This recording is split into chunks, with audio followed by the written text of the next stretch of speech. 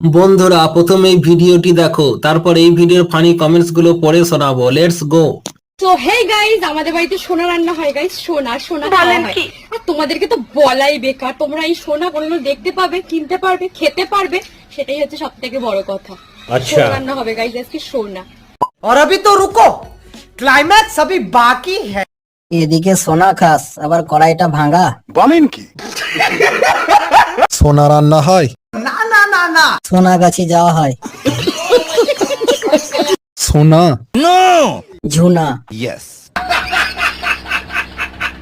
সোনা গাছির স্কুলে ভর্তি হয়ে যাও, সোনা এমনি পেয়ে যাবে। কি বলে? দেখি সোনা আবার পোঁদে আটকে যায় না যেন। দিদি এগুলো সোনা না, তোমার দাদুর বিচি। মহা মুশকিল ভাই।